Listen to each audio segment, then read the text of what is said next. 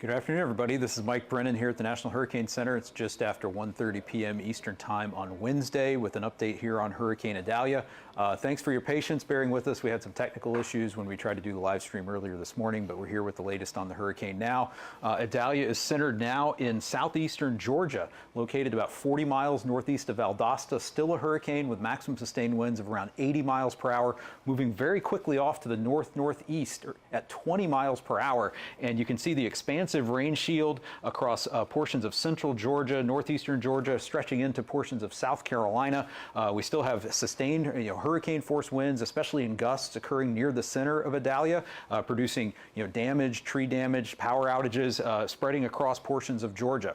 I want to recap a little bit about what happened early this morning. Idalia made landfall as a strong Category 3 hurricane around 7:45 a.m. Eastern Time near Keaton Beach, Florida, here in the Big Bend region. Very powerful storm, and we saw in terms of storm surge. This is the National Ocean Service water level gauge at Cedar Key, well to the southeast of where Idalia made landfall. This red line here shows you the approximation for the inundation above ground level. It was almost 7 feet above ground level at that particular water level station, and we expect that there were much higher inundation values farther to the north and west, close to the landfall location, where we still actually have a storm surge warning in place for much of the Big Bend region, including Tampa Bay, where we still have residual high water values or high water levels along the coast. Those are going to gradually start to subside as we come out of high tide this afternoon and the winds decrease along the west coast of Florida. However, we still have a storm surge warning in effect farther north along portions of the Georgia and South Carolina coast for places like Savannah and Charleston, where we could be looking at as much as 3 to 5 feet of inundation above ground level from St. Catharines Sound up to the South Santee River. We also have the potential for some inundation of 2 to 4 feet from Beaufort to Ocracoke Inlet, and also in portions of the Neuse and Bay Rivers and portions of the Pamlico Sound of North Carolina. Those water level values will be coming up later today and tonight as we approach the next high tide.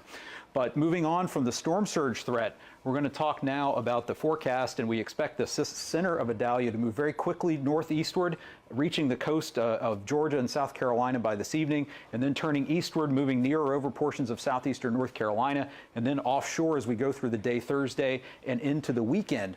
We have hurricane warnings in place still along the Florida coast, along portions of the Georgia and South Carolina coast, with tropical storm warnings in effect from Charleston all the way up to places like Wilmington, Morehead City, Cape Hatteras, all the way up to the Virginia-North Carolina border, for the potential for those winds to occur and affect those areas. Dangerous winds still occurring near the center of Idalia right now, and those winds are going to translate over to the Atlantic coast. If you look at the watch warning map, you can see we have hurricane warnings in effect for much of southeastern Georgia, tropical storm warnings in effect for the southern half of South Carolina, southeastern North Carolina, up to the Outer Banks, and with some substantial wind impacts still expected from this system. However, I do want to turn to the rainfall threat. That's going to be sort of our most widespread threat we're going to see over the next 24 hours or so. In this red area in particular, we could see considerable impacts and some life-threatening flash and urban flooding in places like Wilmington, North Carolina, Fayetteville, Columbia, South Carolina, down to just west of Savannah into southeastern Georgia and into the Charleston area. We are expecting to see widespread rainfall totals of 4 to 8 inches along and just to the west of the track of the center of Idalia.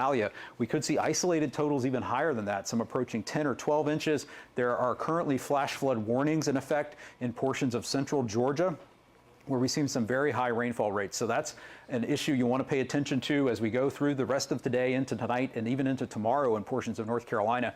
A reminder that flooding due to heavy rainfall has been the biggest killer in tropical storms and hurricanes in this country in the last 10 years. So this is not a hazard that you want to underestimate. We are also looking at the potential for tornadoes. We have a tornado watch in effect for places like Savannah, Charleston, Myrtle Beach, up to Wilmington, North Carolina. And through tomorrow morning, the highest chance of tornadoes is going to be along coastal portions of South Carolina and North Carolina, where we have an enhanced risk, a level 3 out of 5 risk for tornadoes during that time frame. So again, tornadoes associated with tropical storms and hurricanes can develop relatively quickly. You may not have a lot of lead time, so you want to have a way to get warnings. Make sure wireless emergency alerts are turned on your phone, and that you have multiple ways to receive warning information throughout the rest of today and into tonight. So just to wrap things up here with Hurricane Idalia, we're expecting, again, multiple hazards to play out over the next 24 to 36 hours. Storm surge along the coast from Georgia up to North Carolina. Heavy rainfall, flooding, tornado potential, and the winds of the storm itself in terms of the tropical storm and hurricane force winds that will play out here in the next 24 to 36 hours. A couple of reminders. We have widespread power outages across much of North Florida and working now into Georgia. We lose a lot of people after storms due to post-storm accidents, a lot of them involving improper use of generators, from carbon monoxide poisoning, other cleanup accidents. Power's out, there may not be stoplights, you may not have stop signs. We lose a lot of people in vehicle accidents as well, and from other medical access related issues. If you have a medical device that's dependent on power, make sure you have a way to power that. We don't want people to become a statistic after the storm. So please stay in your safe place until you're instructed to come out by your local officials. And please don't go into these areas that were evacuated, particularly along the Florida coast and the landfall region, until you've been told it's safe to do so by emergency officials, because you may be returning to an area where it's simply not safe to be. There may not be access to power, water, medical equipment, or medical services if you have an emergency or otherwise have an issue. So please stay safe during the next day or so as Idalia moves offshore, and stay safe after the storm. Stay tuned for more updates from the National Hurricane Center. I'm Mike Brennan.